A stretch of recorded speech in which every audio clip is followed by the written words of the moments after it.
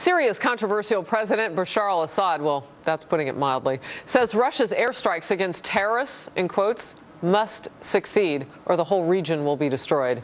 This as Russia is stepping up its presence in the region. It claims to fight the Islamic State terror army. But President Obama says Russia is really there to help Syria's president.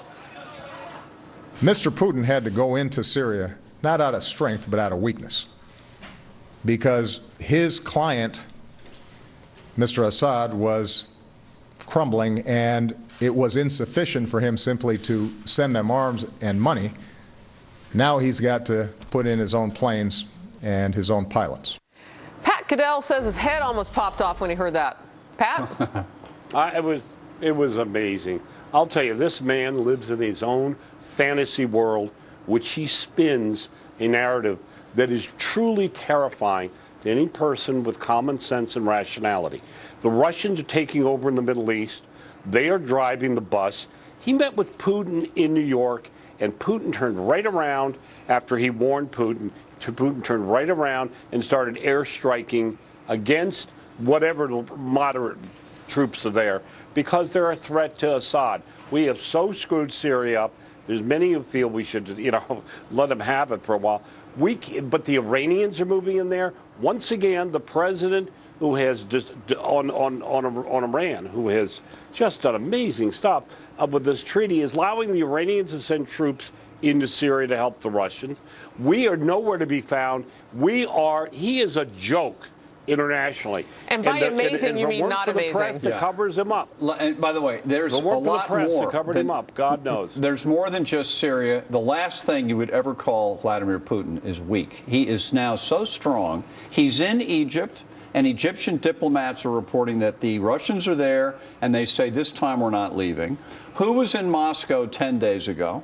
Our best ally, the leader of Israel, used to be our best ally till Obama drove them away. Bibi Netanyahu goes up and meets with Putin in Moscow. Everywhere that Obama has alienated our allies, Putin is moving in on them. That's not weak. Were you shocked to see Netanyahu and Putin meeting? Well, no. When you think about what's happened here, why wouldn't Netanyahu stick it to Obama by meeting with Putin? Wow. After all, the Iran nuke deal screws Israel, and Netanyahu's election, the opponent was funded by Obama. He came in and put his campaign aides in there. What do you think he's going to do? T.M. Freeman writes on social media, Doug, what do the insiders think the conversation between Obama and Putin consisted of? Your thoughts? Silence. Oh, no. I think they went back and forth with talking points, but there is a real difference. After the conversation, as Pat and John have pointed out, Putin moved forward with real action. Just now, we've seen press reports suggesting that it's been a complete failure to try to train the moderate opposition. Just yesterday, tragically, we apparently bombed a hospital in Afghanistan, killed 19 innocent people, underscoring the failure of our strategy there. The Iraq strategy is failing. The Yemen strategy is failing. Putin is acting. Russia's winning. We're losing. We're weak. They're strong. It's that simple. All right. Ambassador Bolton told me last week, John, that what we should have done after learning that the Russians were hitting Syria was go in and do some airstrikes that very day against ISIS. Well, even if we had, this isn't ISIS. He is really there bombing the anti-Assad people. But wouldn't that have shown exactly that we were hitting ISIS and they weren't? Yeah, well, but I don't think none of that's going to do any good. And by the way, ISIS can survive these airstrikes. Somebody's got to go on the ground and fight these bastards on the ground, and nobody, including the Arabs, want to do it. Pat, I want to come back to you just on what the solution really is, because whether it's President Obama or the can gets kicked down the road for a while, the next person has to deal with this too. We're going to have to deal with something in Syria. Is this like in Afghanistan, where the Russians then leave and then we go in after? Like, what's the future, do you think? Let me say that I don't think Syria is a place we're going to be doing very well without Arabs on the ground who are willing to fight. But the Russians are there. They're going to save their client. They're going to help him preserve. They're going to bring the Iranians in. We are being outflanked, as Doug suggested, John, everywhere.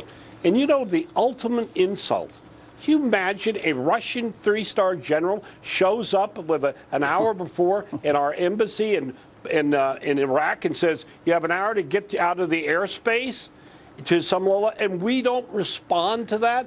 Putin is sticking into him every way he can, and we don't have a strategy. Every day that goes by, whoever is going to succeed Obama as president is going to be handed a disaster. And it is frightening. It is all truly right, so that scary. brings me to my next point. So isn't this an opportunity for some of these candidates to put forth their ideas? You were talking about, tax reform plans and so on and so forth. I mean, and we're going to see the first Democratic debate coming up on October 13th, so I'm sure it'll come up in a question there. But not just a foreign policy speech from one of these people, but a targeted speech on just what you would do differently than what the president's doing now. I think some of them have done it. Now, we have Rubio, who's very much in the camp of the neocons, who is very aggressive. Lindsey Graham, we're quite certain what he would do. Lindsey Graham, I forgot that he's in the race, yeah. Oh, that's not very nice. Militarily oriented. And then you have Trump, who's playing the domestic side of it about not taking the Syrian refugees. But you know what's happened in the Republican Party is we've got two polar opposites. We've got the hard neocon, overly aggressive, and we have the non-interventionist, isolationist wing, which is sort of in retreat. But we need a happy medium between them. That's where Republicans always were. Can an outsider get you there? Yeah, oh yeah. Nixon and Reagan, their foreign policy was the right balance of being strong militarily to support diplomacy. A guy like Senator Rand Paul?